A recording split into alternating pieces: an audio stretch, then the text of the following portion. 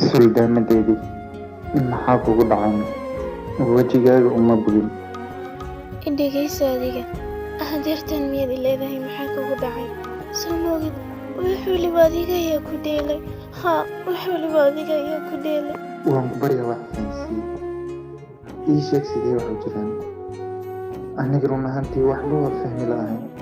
Dhegayso Cabaas, waxaad leedahay wax i fahansiiye. Sideen wax kuu fahansiiyaa intaan ka badan? Maya, lagama yaabo hadalladaadii inaan aaminaanin.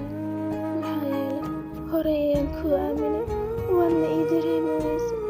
Aaway ballamihii aad horey iiga qaaday. Cabaas, fadlan, waxaan rabaa inaan iska baxo. Sideen kuu fasaxaana?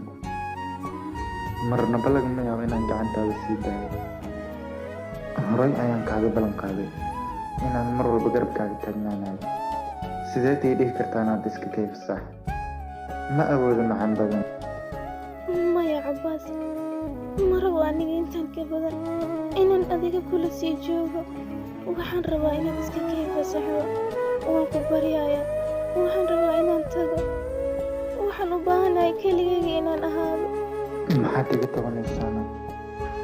Waxaan ii sheeg. Maanta oo dhan waxaan ku leeyahay wax i fahansiiye.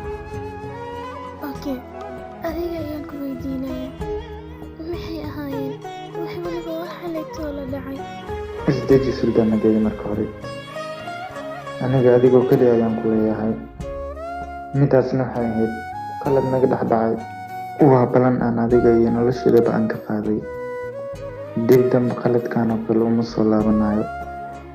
Waan ku baryaayay aamin. Run ahaantii aniga kaama maarmo. Waan ku baryayaa qaladaadka noocaas iyuusan dib dambe nolosheena uga soo noqonin. Haddii ay dhacdo midaas, aniga qalbiga ayaa iga dhaawacmaayo. Kadib xanuun ayaan dareemayaa.